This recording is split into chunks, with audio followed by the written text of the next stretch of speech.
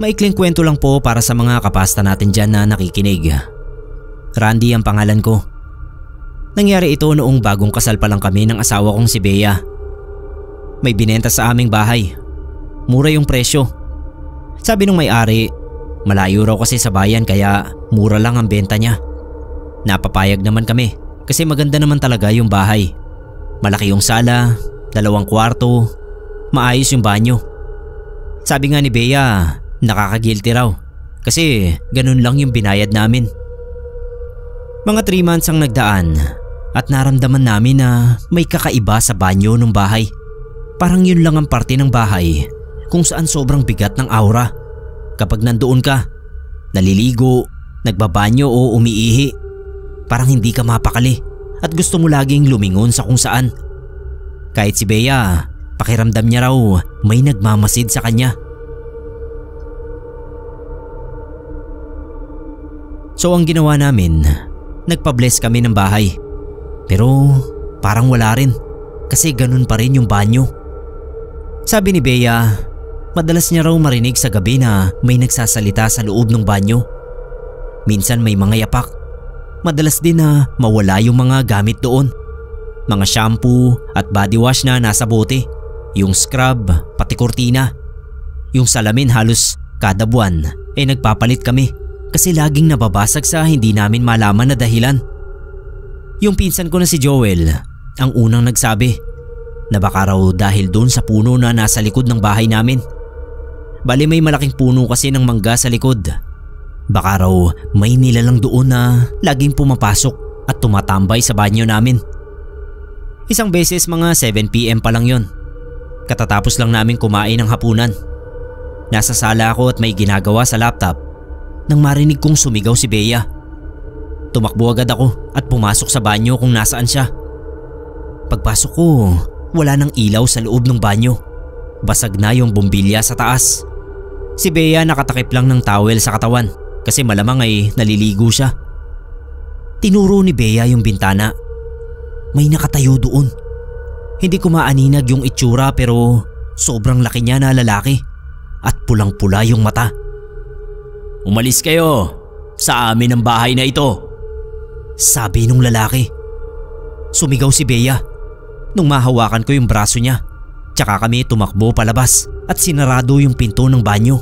Nag-impake kami ng mga importanteng gamit at umalis kami sa bahay. Pinuntahan namin yung isa kong pinsan na malapit lang din sa amin. Buti at pinatuloy niya kami. Yun pala ang dahilan kung bakit mura ang bahay na yun. Kasi may engkantong laging nagpapaalis sino man ang makabili ng bahay. Sabi nung albularyo na nakausap namin, pwede raw kaming makipagkasundo doon sa engkanto. Ilang araw din na tumira doon sa bahay yung albularyo. Nag-uusap daw sila nung engkanto. At alam niyo po ba kung anong kapalit na hinihingi nung engkanto para umalis siya? Mga puting manok na iaalay sa paanan ng puno ng mangga. Bumili nga kami ng manok at isa-isang pinatay sa paanan ng mangga. Nilibing din namin sa katabing lupa yung mga patay na manok. Mga 5 araw, patay na yung puno ng mangga. Sabi nung albularyo, ibig sabihin daw nun ay wala na yung engkanto na nakatira dun. Laking pasalamat namin sa albularyo na yon. Kung hindi siguro umalis yung engkanto, baka hindi na namin natirhan itong bahay na hanggang ngayon ay tirahan pa rin namin ng asawa ko.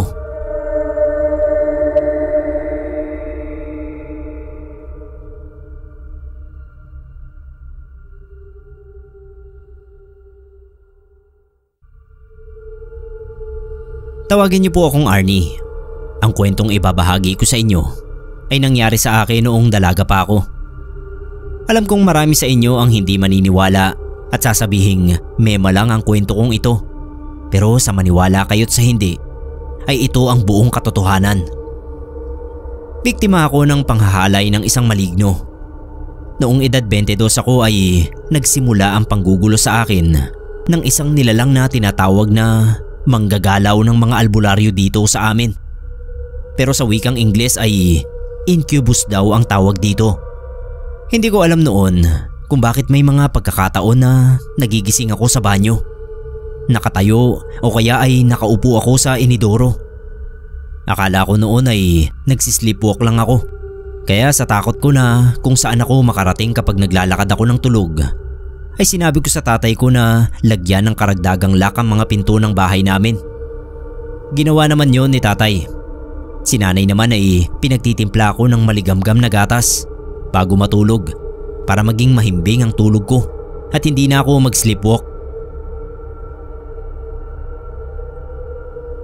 Hindi naging mabisa ang pag-inom ng gatas dahil naglalakad pa rin ako ng tulog.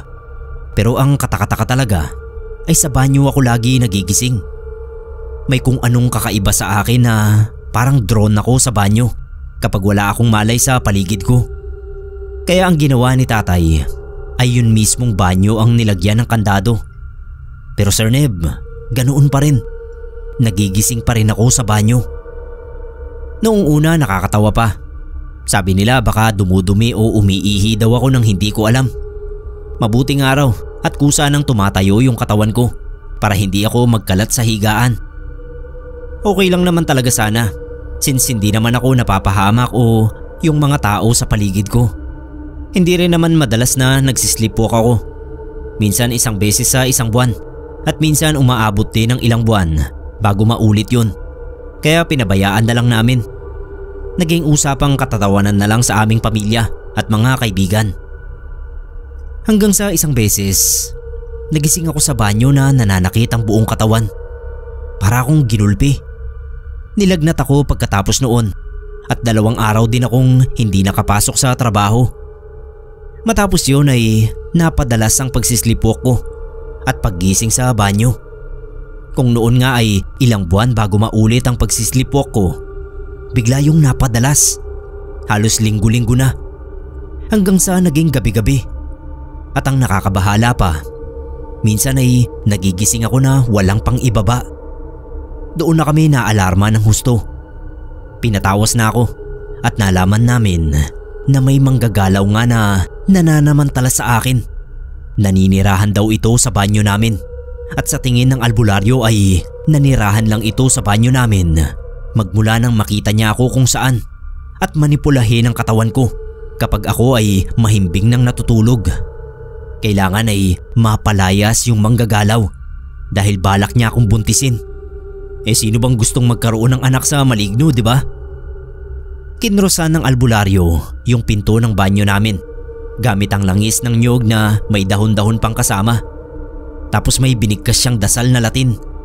Mabilis at malakas lang ng konti sa bulong. Tapos may tungkod siya na gawa sa makinis at matigas na kahoy.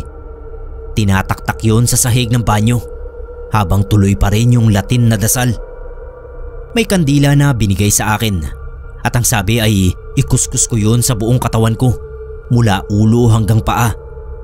Pagkatapos kong gawin yun ay sinindihan ng albularyo yung kandila. Sir Neb, kulay asul ang apoy na lumabas doon. Kumpirmasyon daw na may manggagalaw nga na gumagamit sa akin. Tinirik sa banyo yung kandila tapos hinahagisan ng asin noong albularyo hanggang sa ito ay maubos. Lumalagitik pa nga yung apoy sa bawat tama ng asin. Pagkatapos noon ay pinayuhan kami na hayaang nakabukas ang ilaw sa banyo at wag munang papasok dito sa loob ng 7 araw. Tuloy ay nakikibanyo kami sa pinsan ni Mama na kapitbahay lang naman namin. Binigyan din ako ng maliit na pouch na may ugat ng lubigan at bawang para suotin palagi. Noong 7 araw ng pagsasara ng banyo namin ay bumalik yung albularyo. Nagdasal siya sa banyo habang may nakatirik na 3 kandila. Pagkatapos noon ay pinayagan na kaming gamitin yung banyo. Napalayas na raw niya yung manggagalaw. Mula noon ay nahinto na nga yung pagsisleepwalk ko at naging payapa na yung buhay ko.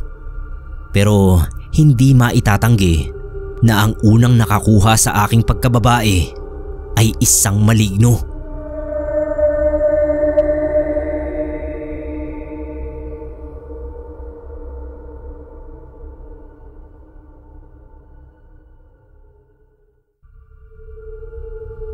Magandang araw po Sir Neb at mga kapasta natin.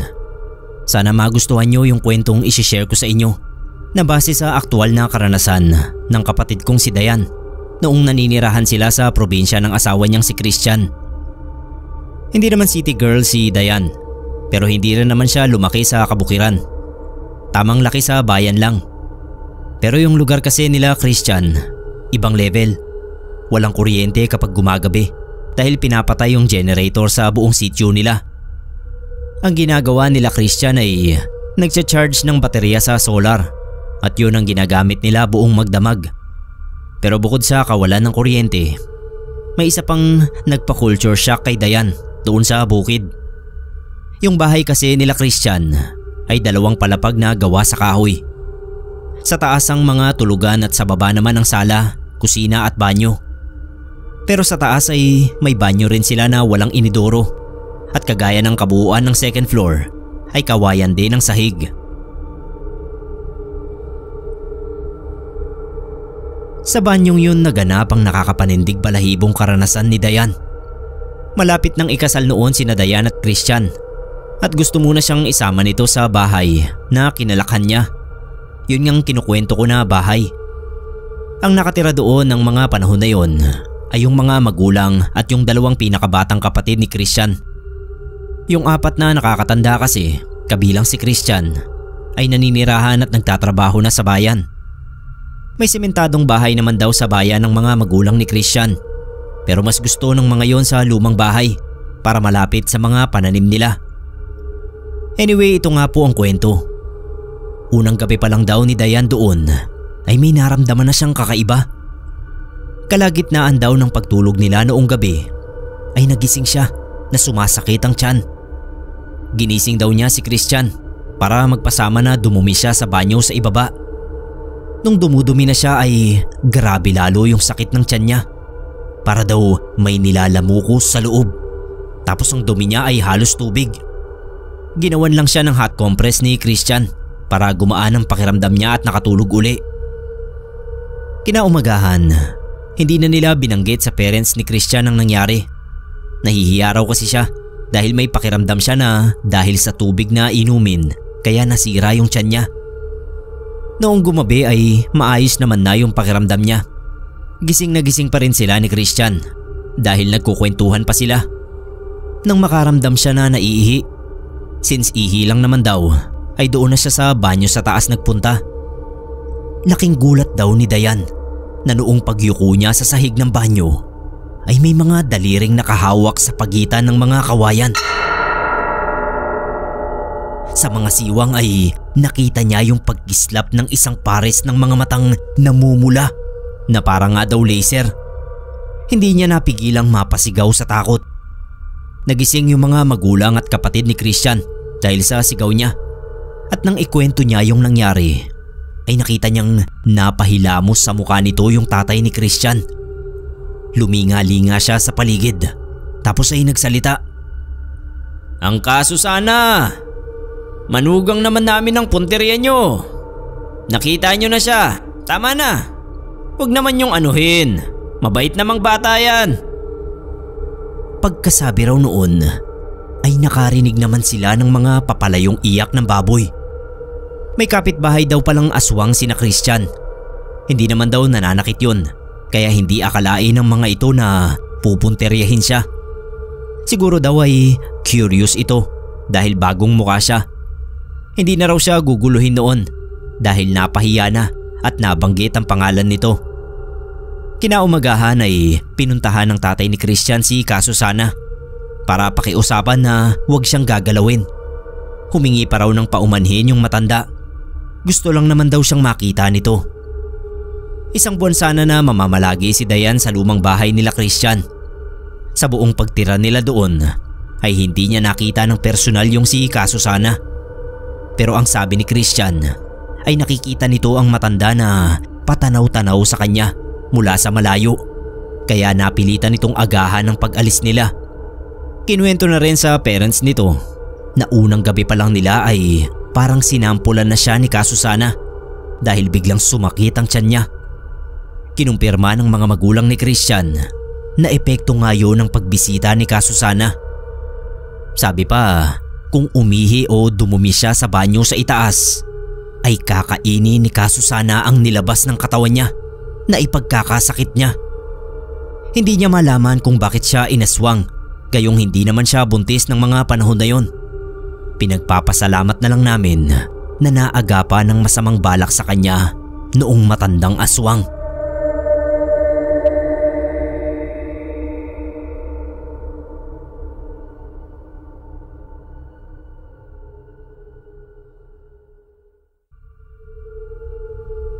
Kurt po ang pangalan ko. Matagal na ako nakikinig ng mga stories nyo at manghang-mangha ako sa lahat ng mga napapakinggan ko na marami pala talaga sa atin ang nakaka-experience ng mga kababalaghan. Naisipan ko na gusto ko rin magpasa ng kwento. Kaya eto po. Nagtrabaho ako noon sa isang maliit na telecommunications company dito sa amin. Bale, night shift kami noon. Maliit lang kasi yung office kaya hinahati yung trabaho. Nung una okay naman siya. Hindi naman ako natatakot kahit panggabi lagi. Pero isang beses, may nangyari sa banyo. Nakaupo ako doon sa isa sa 2 cubicle na panlalaki. Ang dami kong nakain kaya nagbabawas.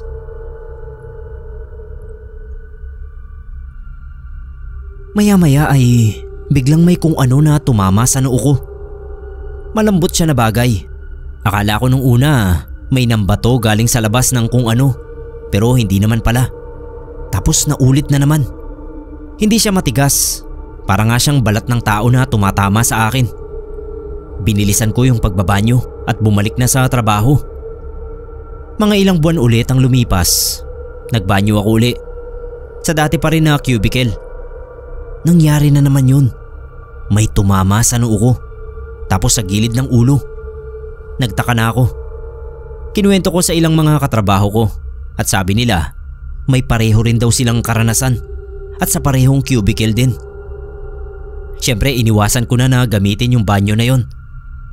May nakasama kaming newbie na fresh graduate. 5 days pa lang siya sa office. Nakarinig kami ng sigaw galing doon sa banyo. Paglabas nung newbie, sobrang putla niya. Tinanong nung isa naming kasama, may nakita raw siya sa banyo pero ayaw aminin kung ano. Maaga siyang umuwi nung gabi na yon. Masama raw yung pakiramdam niya. Tapos hindi na bumalik. Nag-resign na raw sabi ni boss. Ako naman sobrang na-curious. Kasi anong makikita niya sa loob ng banyo na yon na matatakot siya ng sobra at hindi na bumalik sa trabaho. Nagtanong ako sa isang kaibigan na mahilig sa paranormal. Sabi niya mahirap daw nabuksan agad-agad ang third eye ng isang tao. Pero kung gusto ko raw na panandalian lang na makita ang isang multo, may binigay siya sa aking salamin. Bilog. Itim yung border niya at halos 5 inches ang laki. Kapag daw tumingin ako doon, ay makikita ko yung multo. Naghintay ako na dumating yung 2:00 nung shift ko na. Tapos kinuha ko yung salamin at pumunta doon sa banyo. Umupo muna ako. Nung maramdaman ko na may tumama na sa noo ko, agad kong kinuha yung salamin at sumilip. May nakasabit na babae sa kisame ng banyo. Mahaba ang buhok, naka-short at sando. Ang putla ng balat niya at yung leeg niya halos humaba na dahil na rin siguro sa pagkakabigti niya. Kaya pala may tumatama sa noo ko kasi yung babae na nakasabit ay umuugoy-ugoy. Tapos yung daliri niya sa paa tumatama sa akin. Lumabas ako na takot. Katulad nung newbie na alam kong nakita rin yung multo na yon. Umuwi ako dahil sabi ko hindi maganda yung pakiramdam ko. Sumunod na gabi, hindi ako pumasok. Ginamit ko na yung lahat ng available ko na leave at ilang araw din na nagkulong sa bahay. Grabing takot ang binigay sa akin ng nakita kong yon. Kahit sa loob mismo ng banyo sa bahay ay takot ako. Naging lesson sa akin yun na ang sarili mong kuryosidad ang talagang papatay sa'yo. Nakabalik pa naman ako sa trabaho pero hindi na uli ako pumasok sa banyo na yon. Dinadayo ko pa yung banyo sa baba kapag kailangan kong gumamit. Naisip ko kasi kung makikita ko uli yung multong yon, baka mabaliw na ako.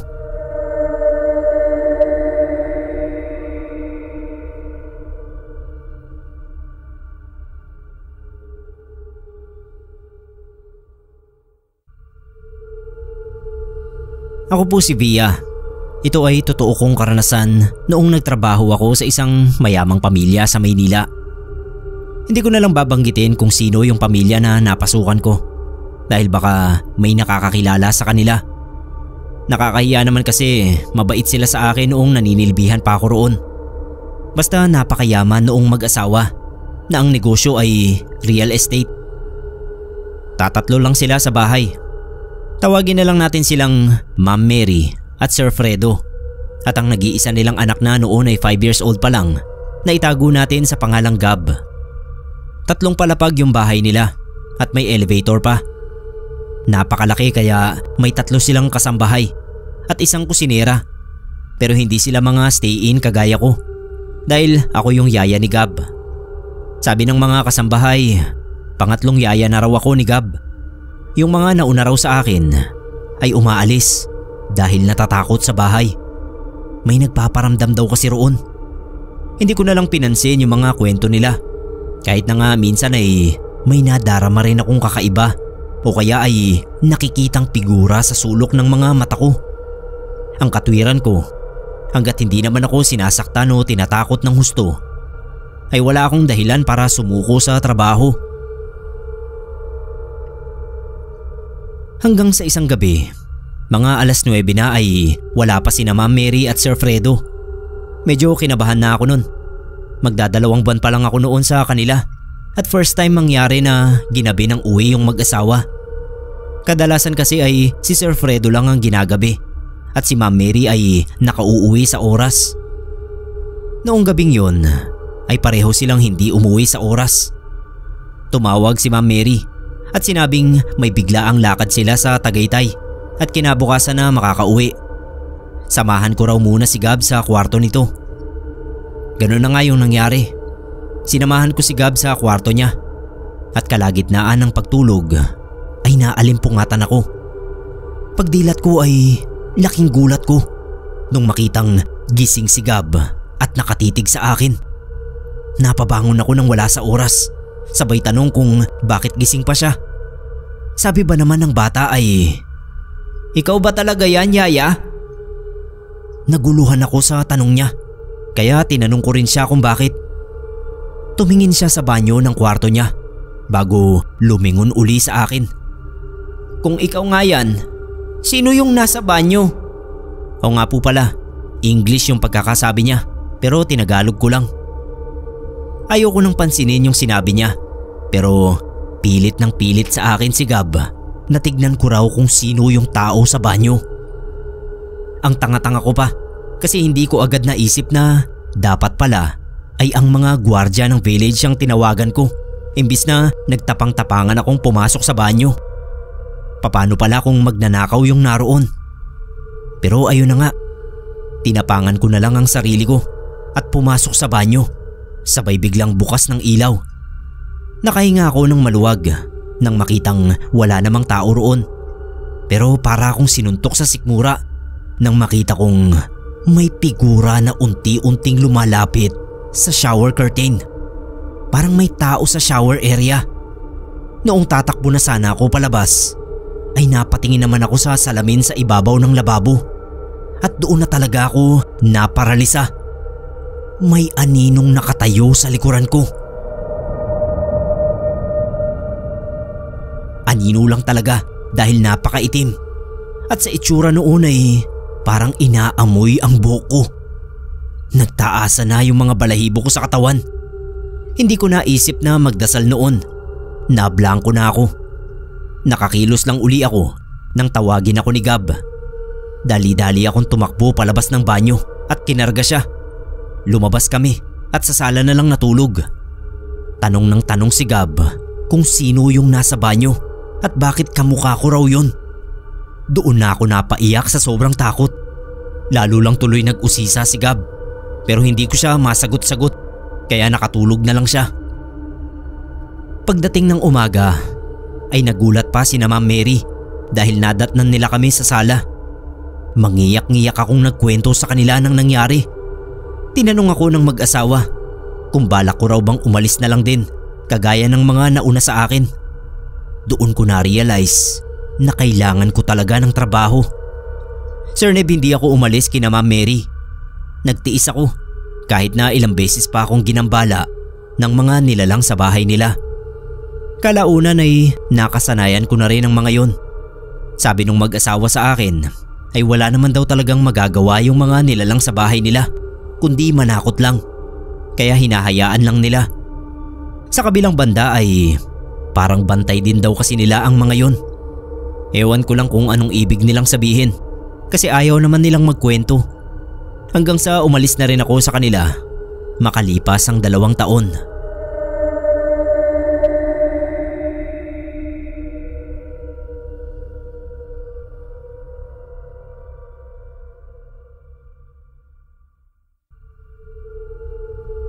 Ako si Aris ng San Miguel, Bulacan.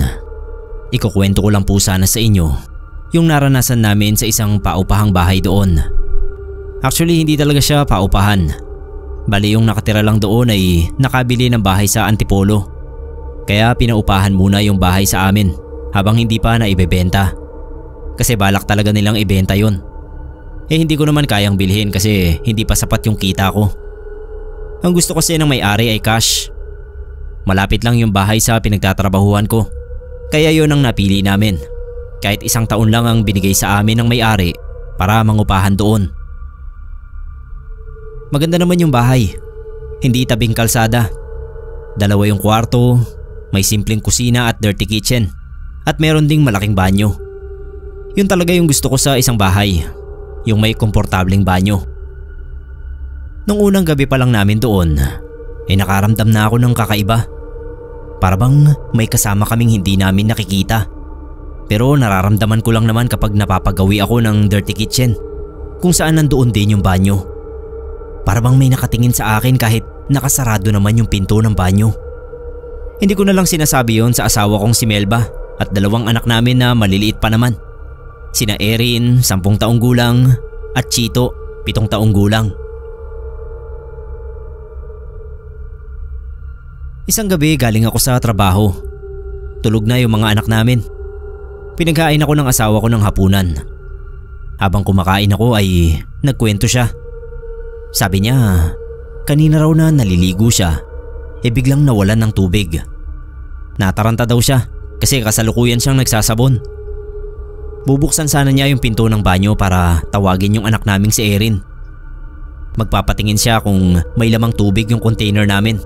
At yun na lang muna yung gagamitin niya. Kaso hindi mabuksan yung pinto kahit anong hila niya. Ang ginawa niya ay kinalampag niya ng kinalampag. Sumisigaw siya para marinig siya ng mga anak namin. Pero lawit na yung litid niya ay hindi siya naririnig ng mga bata. Kinabahan daw talaga siya ng todo.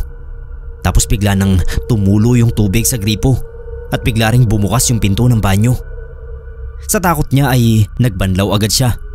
Nagtapis ng tuwalya at dali-dali nang lumabas ng banyo. Takot na takot daw siya. Pinag-isipan kong mabuti yung sinabi niya. Binigyan ko ng paliwanag para hindi na siya matakot. Sabi ko baka nawalan lang talaga saglit ng tulo.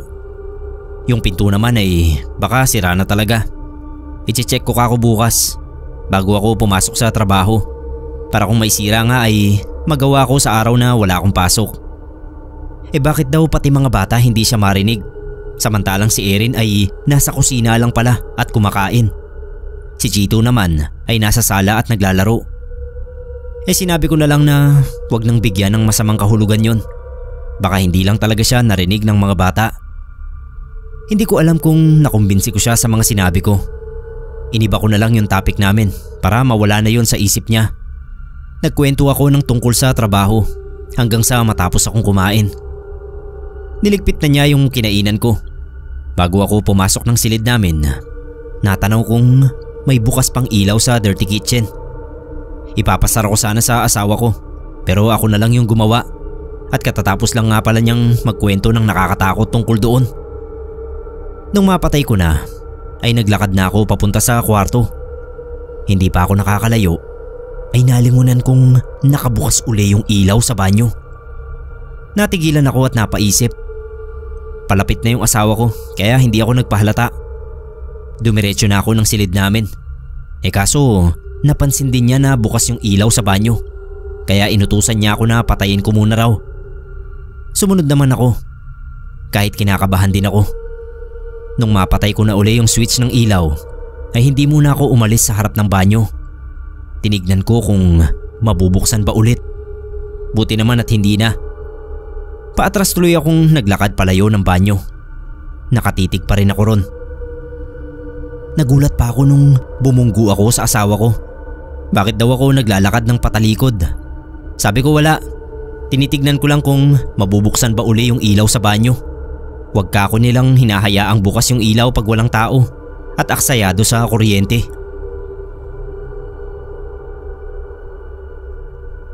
Nung day off ko na ay chinek ko nga yung pinto ng banyo, pati yung gripo kung may sira ba. Sa tingin ko ay okay naman. Wala akong nakitang maluwag na tornilyo o kahit anong sirang bahagi. Pero nagkunwari na lang ako na may pinupukpok para lang masabi sa asawa ko na may sira pala talaga, kaya ganoon. Gusto ko lang na mapanatag ang loob niya. Araw ng linggo, umalis kaming mag-anak para magsimba. Pag uwi namin, hindi ko inaasahan na madatnan ng kumpare ko sa harap ng pintuan namin. Sabi niya hindi niya alam na nasa labas kami ng bahay. Kanina pa raw siya kumakatok. Narinig daw niya yung lagaslas ng tubig sa loob, kaya inisip niya na baka nasa loob ng banyo ang tao. Kaya naghintay na lang muna siya roon sa labas. Sabi ko nagsimba kaming lahat, kaya walang tao roon. Nakita kong rumihistro yung takot sa mukha ng asawa ko, kaya iniba ko agad ang topic. Tinanong ko yung kumpare ko kung ano bang sadya niya. Aniya nawalan kasi siya ng trabaho. Manganganak pa naman yung asawa niya. Baka raw masisingit ko siya sa trabaho ko. Pinapasok ko siya sa loob para doon namin pag-usapan. Bandang 8:00 ng gabi, nagmo-movie marathon kami nang mapansin kong nakahawak sa tiyan niya yung panganay kong si Erin. Tinanong ko siya kung masakit ba yung tiyan niya. Oo raw. Pumunta na ako siya ng banyo at ilabas na niya. Kaya pala nagtitiis, hindi maiwan yung palabas. Horror pa naman. Kaya pinost ko muna para maka-CR na siya. Huwag ka ako siyang magpipigil ng pagdumi at masama yun. Tsaka huwag din siyang nagmamadali at hindi naman tatakbo yung palabas. Pinagtawanan pa namin at sabi ng asawa ko kaya raw pala kanina pa siya nakakaamoy ng utot dahil nagpipigil si Erin. Nang bigla ay marinig namin yung pagsigaw ng anak ko mula sa banyo. Takbo agad kami papunta sa banyo. Pagdating doon ay naabutan naming namumutla sa takot yung anak ko. Sigaw pa rin ang sigaw at ang sinisigaw niya ay dugo. Dugo. Paulit-ulit niyang sinasabi. Chinek ko yung buong banyo, bawat sulok pati basurahan. Pero wala naman akong nakitang dugo. Inakay siya ng asawa ko paalis doon at iniupo sa sofa. Ako naman kinuha ko siya ng tubig. Pinakalma muna namin siya bago namin tinanong kung ano ba talaga yung nakita niya. Kwento ng anak ko, nakaupo na raw siya sa toilet bowl. Tapos ay nakita niyang konti lang ang laman ng tubig ng timba. Kaya inabot niya yung gripo at binuksan. Nung buksan niya ay nagulat siya nang sa halip na tubig ay dugo ang lumabas mula roon. Kaya takot na takot daw siya. Nagkatinginan kami ng asawa ko. Tinanong siya ng nanay niya kung bukod doon sa banyo ay meron pa ba siyang ibang kinakitaan ng dugo. Umiling yung anak ko. Doon lang daw. Hindi pa siya nakakadumi kaya ang ginawa ng misis ko ay sinamahan na niya sa loob mismo ng banyo. Hindi na namin pinagpatuloy yung panonood ng mga nakakatakot na pelikula. Pagkatapos magbanyo ni Erin ay pinapasok na namin silang magkapatid sa loob ng kwarto nila. Tapos ay nag-usap kaming mag-asawa. Sabi ni Melba, hihintayin pa raw ba namin na may mas malala pang mangyari? Dapat daw ay humanap na lang kami ng bagong malilipatan. Sabi ko naman kakalipat lang namin. Wala na kaming budget para sa panibagong paglilipatan. Kung gusto niya ay ipabless na lang namin yung banyo. Kasi doon lang naman may nangyayaring kakaiba. Sa ibang bahagi ng bahay wala naman. Pumayag naman sila sa sinabi ko. Kaya lang kailangan daw muna naming ipagpaalam sa may-ari. Kaso nang sabihin ko naman sa may-ari, nagalit pa. Wala raw multo ang bahay niya. Ayaw niyang ipabless namin dahil baka raw may makakitang taga roon at katakutan ng bahay niya. Kung gusto raw namin ay kami na lang ang umalis. Napahinga na lang ako ng malalim. Ang ginawa ko ay palihim na lang ang ginawa naming pagpapabendisyon. Nakiusap kami sa pare dahil ayaw ka akong pumayag ng may-ari. Nung mabendisyon na ng banyo ay napanatag kami kahit papano.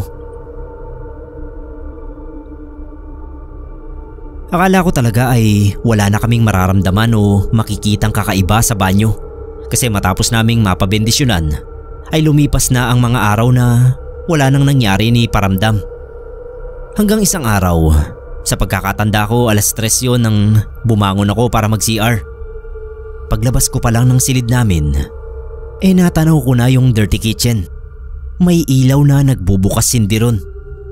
Humakbang pa ako papalapit at natiyak ko ang duda ko kung sa banyo nga yun.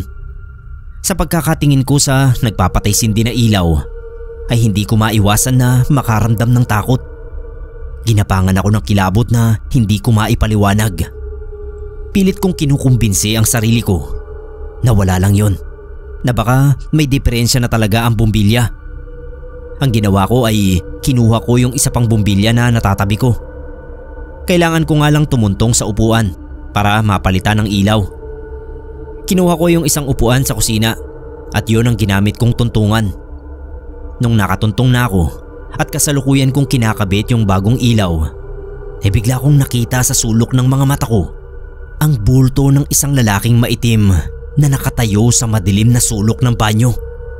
Kaya napatingin agad ako. Pagtingin ko, ganun na lang yung gulat ko nung makita ko yung maitim ngang lalaki na yung katawan niya ay akala mo binalatan.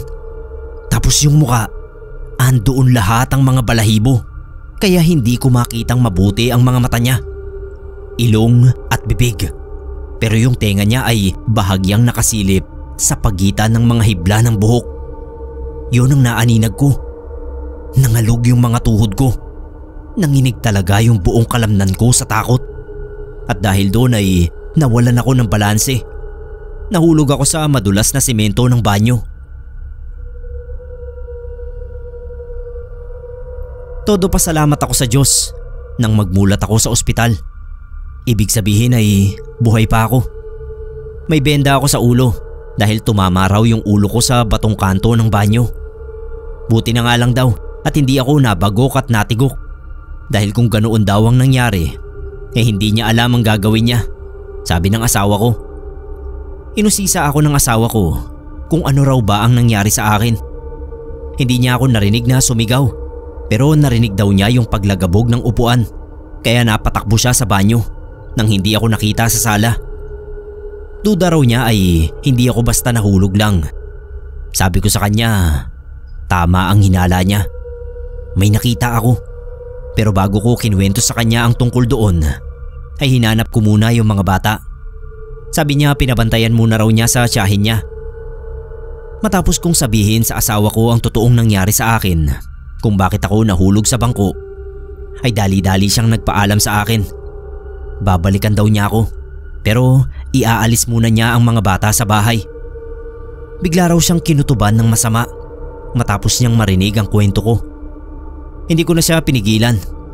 Sige kako, doon na muna sila sa tiyahin niya at paglabas ko ay maghahanap agad ako ng bago naming malilipatan.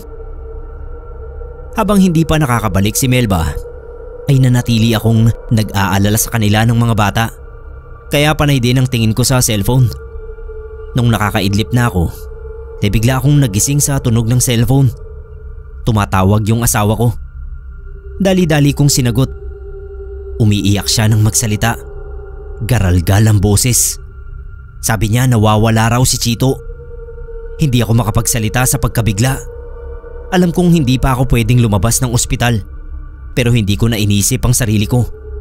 Wala naman na akong nararamdamang sakit o sadyang namanhid lang ang katawan ko sa sobrang nerbiyos dahil sa binalita ng asawa ko. Tumakas ako ng ospital. Lakad takbo ako dahil wala akong pamasahe. Habang pauwi ay dasal ako ng dasal na sana nakita na ang anak ko. Nagulat pa yung asawa ko nang pagtawag uli niya sa cellphone ay sinabi kong malapit na ako. Tumakas ako. Sabi niya hindi pa rin nakikita si Chito, kaya lalo pa akong nagmadali pa uwi. Maya-maya ay may humintong tricycle sa harap ko. Yung asawa ko ang sakay. Sumakay daw talaga siya ng tricycle para salubungin ako dahil sinabi ko nga na naglalakad lang ako. Habang sakay pa kami ng tricycle ay sinabi sa akin ni Melba kung paano nawala ang anak namin. Pagdating daw niya galing sa ospital ay naupo siya saglit. Kinamusta agad niya sila. Sabi ng tiyahin niya ayos naman daw. Kakatapos lang niyang magluto ng merienda para sa mga bata. Nung hanapin niya ang mga bata, si Erin daw ay nasa kwarto nila at gumagawa ng homework. Si Chito naman daw ay nagpaalam na magbabanyo. Napaidlip daw siya sa sofa, dala ng pagod. Nanggisingin siya ng tiyahin. Si Chito raw kasi hindi pa lumalabas ng CR, kanina pa. Kinakatok niya ay hindi naman daw sumasagot. Baka kung ano na ang nangyari. Sa sobrang pag-aalala niya dahil hindi pa rin sumasagot si Chito ng kalampagin niya at wala siyang narinig na kahit anong kaluskos sa loob ng banyo, kaya napilitan siyang wasakin ng seradura ng pinto gamit ang martilyo. Pagbukas nga niya ay wala namang tao roon. Wala si Chito sa loob, kaya tinawagan agad niya ako. Pagdating namin sa bahay ay wala pa rin si Chito. Umasa kami na hindi lang napansin ng tiyahin niya. Baka naman nakalabas na si Chito ng banyo at nailak lang yung pinto ng hindi sinasadya. Kaya akala nila ay nagkulong doon. Tapos nakalabas na pala ng bahay. Kung nakalabas man daw ay saan naman pupunta at bakit hindi pa bumabalik? Naguguluhan din ako kaya hinanap na lang namin. Sa loob ng bahay at sa labas ay hindi namin natagpuan. Malakas ang kutob ng asawa ko na may kinalaman talaga ang banyo. Kaya sabi niya maghahanap daw siya ng albularyo. Sabi ko ako na, pero hindi siya pumayag. Hindi pa nga raw ako magaling. Napagod na rin ako kakahanap sa labas kanina, kaya ipahinga ko na raw muna ang katawan ko kahit sandali lang. Habang naghahanap ng albularyo ang asawa ko, ay hindi ko napigilan ang sarili ko na magwala doon mismo sa loob ng banyo. Sabi ko, alam kong may halimaw doon. Nakita na mismo ng mga mata ko.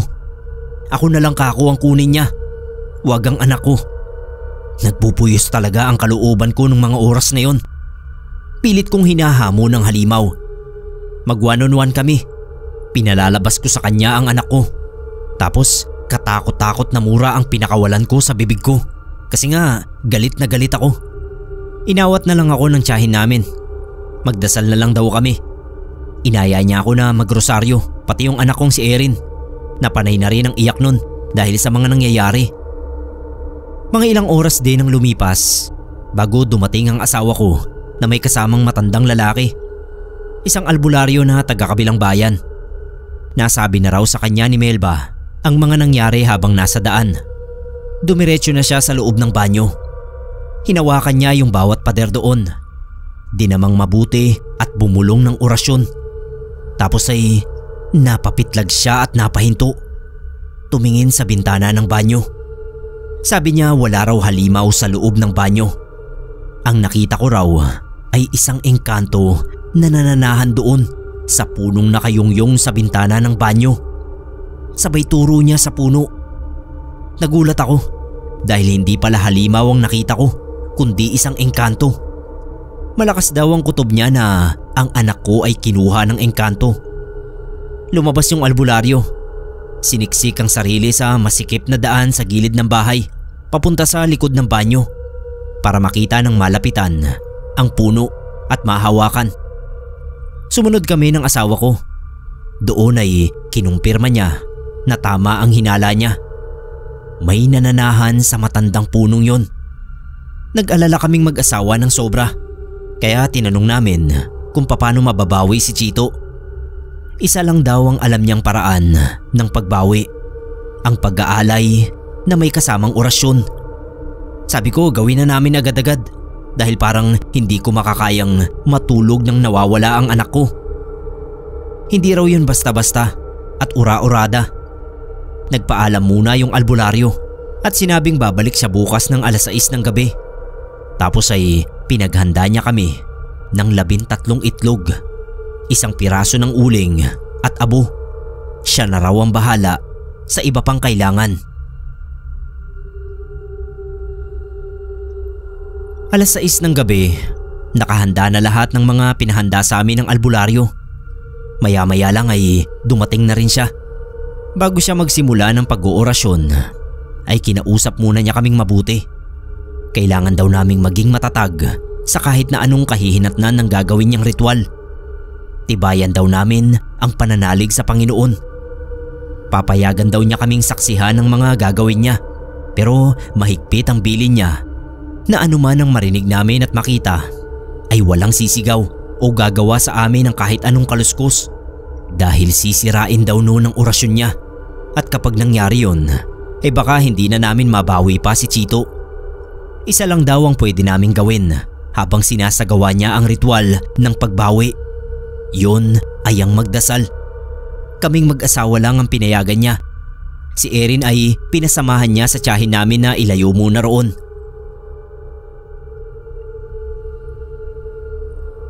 Inumpisahan na ng albularyo ang pag-oorasyon habang nilalagay pa lang ang abo sa paanan ng puno. Sunod ay isa-isa niyang binasag ang 13 itlog tsaka binuhos ng palibot sa puno. Tapos kinuha ang piraso ng uling. Inalog-alog sa loob ng mga kamay niya. Binulungan at tsaka hinipan bago kinayod-kayod sa katawan ng puno. Nagulat ako sa sunod na ginawa ng albularyo.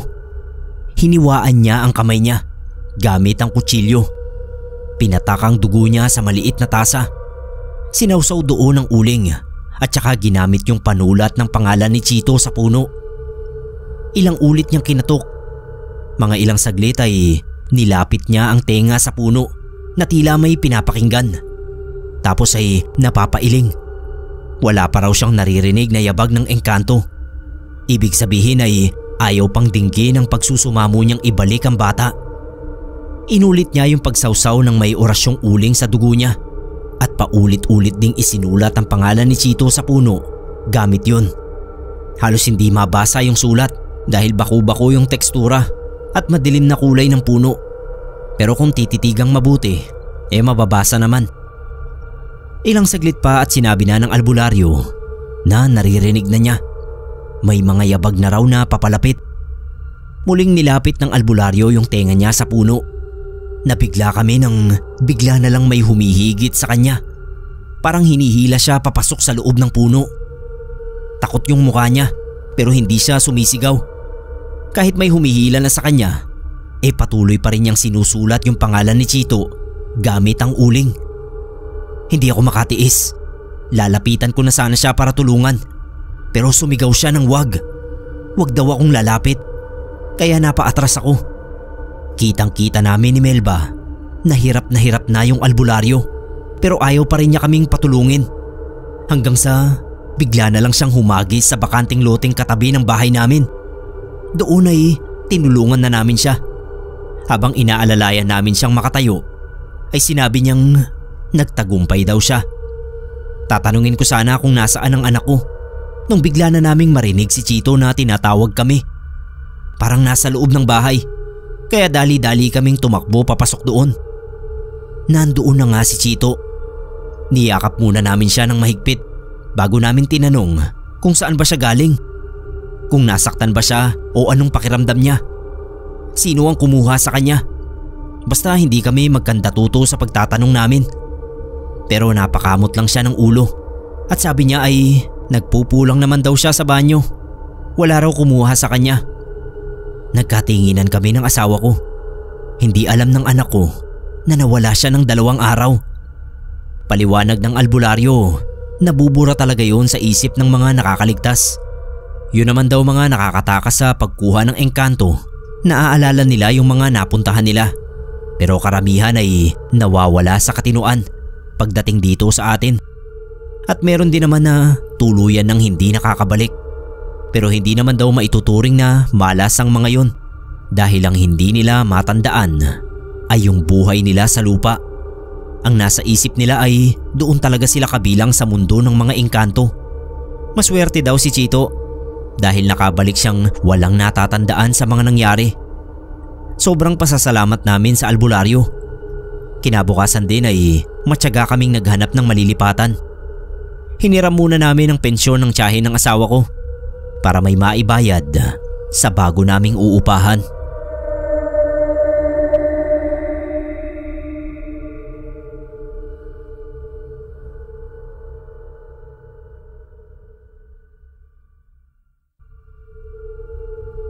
Itago niyo po ang tunay kong pagkakakilanlan. Tawagin niyo na lang akong Jazz. Sa ngayon ay nasa maayos naman na akong pamumuhay. Payapa, malayo sa kung ano man ang nangyari sa akin noon. Nakakatroma ng sobra, Sir Neb, yung kabataan ko. Hindi ko alam kung paano nakasurvive ang batang ako sa ganoong klaseng buhay. Magaan ang kamay ni Papa. Bale, 4 kami sa pamilya. Si Papa, si Mama, ako at may bunso pa akong kapatid. Noong una si Mama lang ang sinasaktan ni Papa. Batang bata pa ako nun. Laging may pasa si Mama sa labi o kaya bugbog sa katawan. Ang dali niyang magalit. Simpleng kasalanan mo lang ay lilipad agad yung sapak at suntok niya. High school na ako nung maranasan ko rin ang parehong pananakit ng Papa kay Mama. Nahulog ko nun yung face namin sa sala. Paglingon ko, nasa tabi ko na si Papa. Tumayo siya galing sofa. Sinampal niya ako at sa sobrang lakas, dumugo yung labi ko at natumba ako sa sahig. Lagi nang nangyayari yun. Kapag dumarating si Papa na may dumi sa sahig, ako kasi yung naatasan na mag-maintain ng sahig. Tatawagin niya ako tapos pipitikin sa tenga. Siguro isa sa mga dahilan kung bakit ganoon si Papa dahil lasinggero yun. Araw-araw siyang lasing at kahit pawis niya ay amoy alak na. Kapag kailangan kong umiyak dahil sa mga nangyayari sa akin, isa lang ang pinupuntahan ko, yung banyo namin. Puting-puti yung banyo namin. May maliit na salamin tapos tiles na puti. Puting bowl at kahit mga kurtina puti. Laging nililinis yun ni Mama kasi siguradong may mangyayari kapag nakita ni Papa na madumi yung banyo. Doon ko iniiyak lahat. Minsan nahihiga pa ako sa sahig kapag grabe na yung emosyon ko.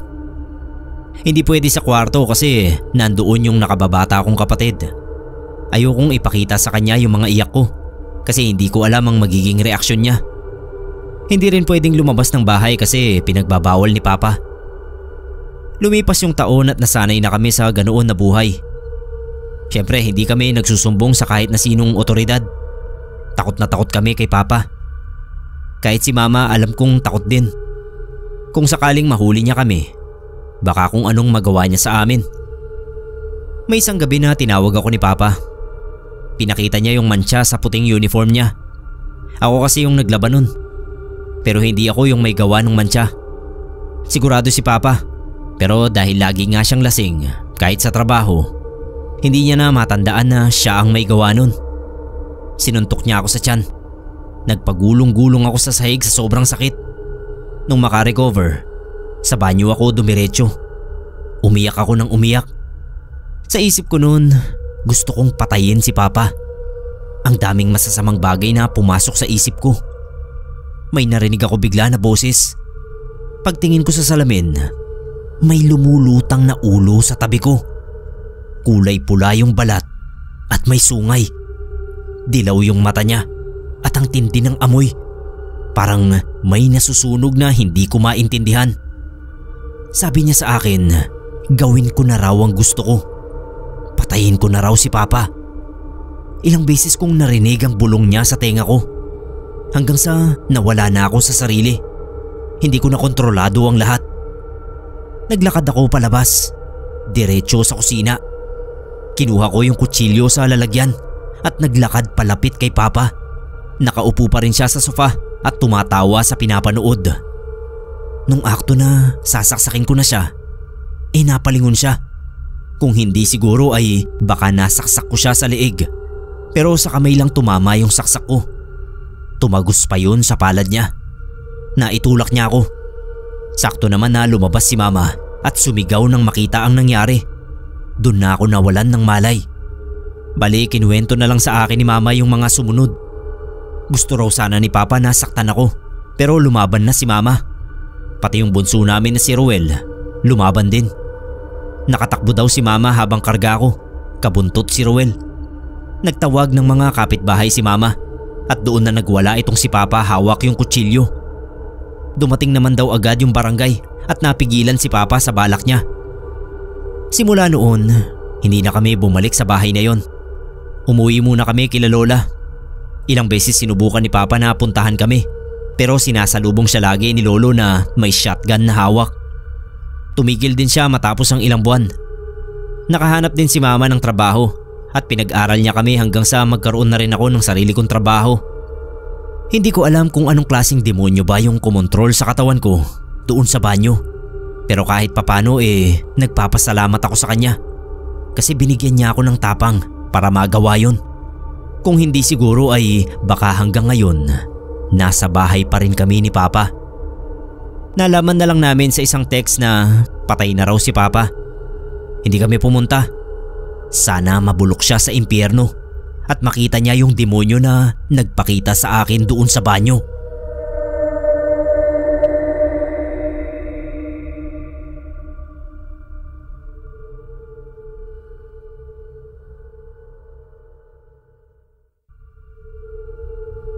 Magandang umaga po sa lahat ng sumusubaybay sa inyong channel. Sana lahat kayo ay nasa maayos na kalagayan. Christy ang pangalan ko, short for Christine. Sa pagkakaalam ko, pinangalan ako ni Mama sa isang artista. Noong 2016, bali nag-aaral pa ako noon sa kolehiyo. May nangyari sa akin na alam kong pasok na pasok sa gusto ng mga listeners dito. Nag-aya yung mga kabarkada ko na maligo sa ilog. Bale, 7 kaming magbabarkada. Sakay ng kotse nung kaklase namin na medyo nakakaangat sa buhay. Nag-enjoy naman kami. Nung makauwi ako sa bahay, ang taas na ng lagnat ko. Nagalit sa akin si nanay kasi summer nga nun. Tapos bilad kami sa matinding sikat ng araw habang naliligo. Umabot ng 2 araw yung lagnat ko. Yung mga panaginip ko ang weird. May kumakausap daw sa akin na maliit na bata. Pero hindi ko maintindihan yung sinasabi niya. Pero gumaling din naman ako. Yun na yung simula ng pagsisleepwalk ko sa gabi. Gulat na gulat ako nung unang beses yun na nangyari. Kasi nagising ako na nakahiga sa sahig ng banyo namin.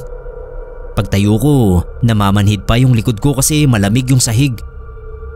Nagtaka ako, paano ako mapupunta dun? 3 days ang lumipas, nangyari na naman. Hindi ko alam kung paano nangyayari yun. Imposible naman na may bumubuhat sa akin sa bigat ko. Hindi naman ako kapayatang babae. Imposible din na dun mismo ako natutulog. Kasi bakit ko naman gagawin yun? Naghanap ako ng sagot sa internet. Nalaman ko na pwedeng nagsisleepwalk daw ako. Madalas daw talaga na mangyari yun sa maraming tao sa iba-ibang bahagi ng mundo. Naglalakad ka habang tulog nang hindi mo nalalaman. Marami na ring taong nagsabi na sila mismo ay nakakaranas ng ganito. Siyempre, kinuwento ko sa kapatid ko ang tungkol sa nangyayari sa akin.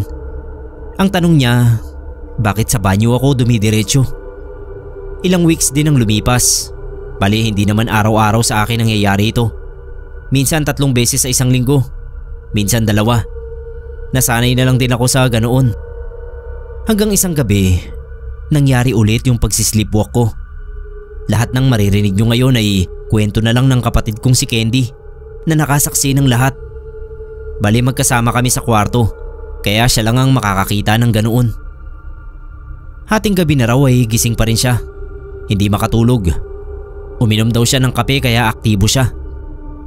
Narinig niya raw na tumayo ako. Lumingon siya sa akin. Alam niya raw kasi na maglalakad na naman ako habang tulog. Nakapikit daw ako habang tumatayo. Pero may nakita pa siya na iba.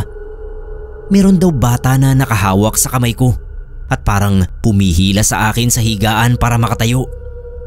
Maliit lang yung bata. Parang 6 years old lang daw. Pero alam ni Candy na hindi yung tao. Kasi yung mukha ay nakakatakot. Lalo na raw yung mata. Naglakad daw kami palabas ng kwarto. Yung kwarto namin noon walang pinto, kurtina lang. Sinundan kami ni Candy nakita niya raw na magkahawak kami ng kamay ng batang multo. Naglakad papunta doon sa banyo. Tinulak daw nito yung pinto at pumasok kaming dalawa. Sumunod si Candy. Takot na raw siya noon pero nilakasan niya ang loob niya. Nakita niya doon sa siwang ng pinto na nakaupo sa sahig yung batang multo. Tapos ako naman nakahiga sa hita ng bata. Kumakanta raw yung bata. Parang hinihili ako na makatulog. Dumiretso si Candy sa kwarto nila nanay at tatay. Kinuwento niya yung nangyari. Paglabas daw ni tatay, binuksan niya lahat ng ilaw tsaka sila dumiretso sa banyo.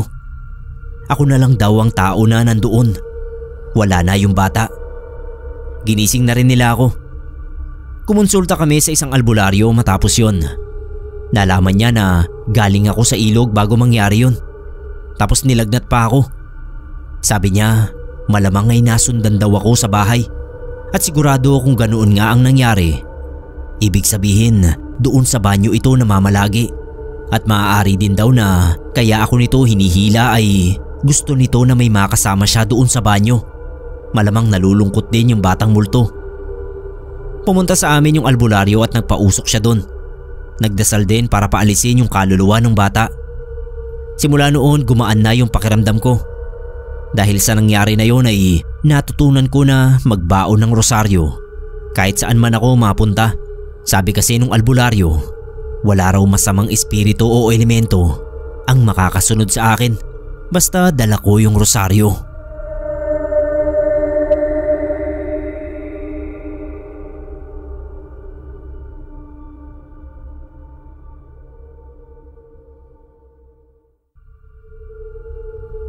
Tawagin niyo po akong Kyle. Ang kwentong ibabahagi ko sa inyo ay isang kababalaghan na sanhi ng walang katuturang galit ng aking tiyahin sa kanilang kapitbahay noon. Sir Neb, ang sinasabi ko po ay binarang ng tiyahin ko yung kalapitbahay nila dahil sa isang hindi pagkakaunawaan. College ako noon at nakikituloy sa bahay ng tiyahin kong pakitago na lang sa pangalang Tita Betty. Malayo kasi yung bahay namin sa university na pinapasukan ko. Si Tita Betty ay nag-alok kay Papa na doon na lang muna ako tumuloy sa kanila habang nagka-college ako para daw makatipid. Siyempre pumayag naman si Papa. Sir Neb, mabait naman talaga si Tita Betty at mga pinsan ko.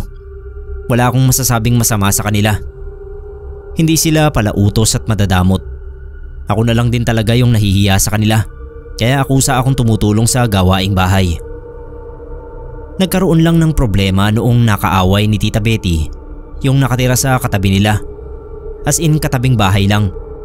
Yung pader ng bakod ni na tita ay nakadikit sa pader ng bahay ng kapitbahay nilang tawagin na lang nating Ate Mayang. Ang problema, yung pwesto ng bakod nila tita ay tumbok pala ng CR nila Ate Mayang.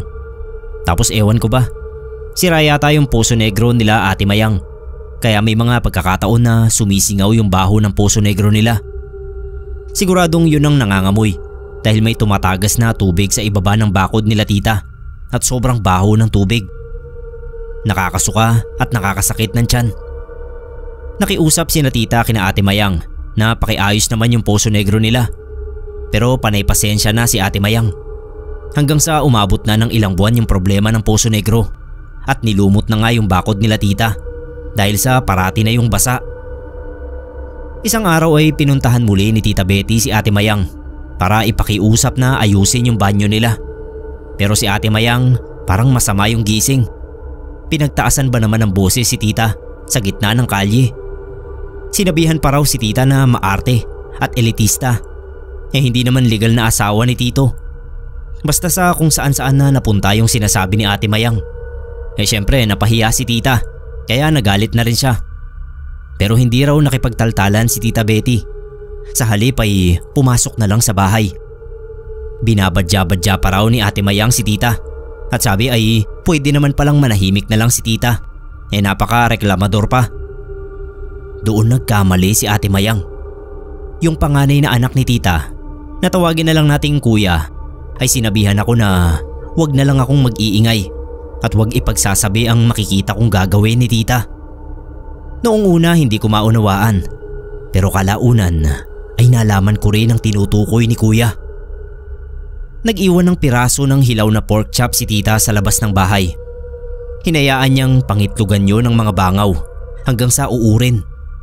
Sabi ni tita ay wag ko na lang daw sasabihin kay papa ang ginagawa niya dahil tsak na magagalit ito. Hinayaan lang ako ni tita na panuorin ang ginagawa niya. May hibla ng buhok na siniksik niya roon sa nabubulok na karne. Tapos kumuha siya ng papel at sinulat doon ang pangalan ni Ate Mayang. Nilagay niya sa garapon yung papel tapos pinatong doon yung nabubulok at inuuod na karne. Nabalitaan na lang namin na may sugat sa may tenga si Ate Mayang na hindi gumagaling at lalo pang lumalaki. Inuuod daw yun at namamaho. Dinala na sa albularyo si Ate Mayang dahil hinihinalang binabarang ito. Pero ang sabi ng albularyo ay maligno raw ang may kagagawan ng sugat ni Ate Mayang. Sabi ni Tita Betty, may humaharang sa kanya na maligno kaya hindi siya matukoy ng albularyo. Doon ako nakaramdam ng takot kay Tita Betty. Kahit pala napakabait niya at tahimik, ay may nakakapangilabot siyang kakayahan. Hanggang sa makapagtapos ako ng kolehiyo, ay tinago ko yung ginawa niya kahit kay Papa. Yung si Ate Mayang, 2 taon mahigit na pinahirapan ni tita bago niya pinatay. Pinakain niya sa uod ng parte ng utak nito.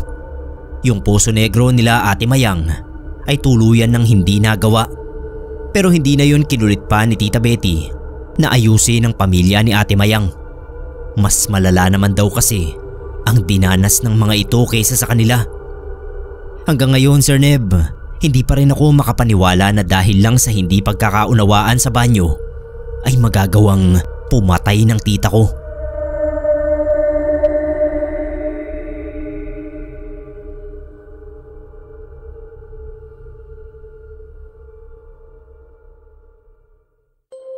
Mga kapasta, ini-invite ko po kayo na mag-subscribe sa aking side channel na Shadow Weavers.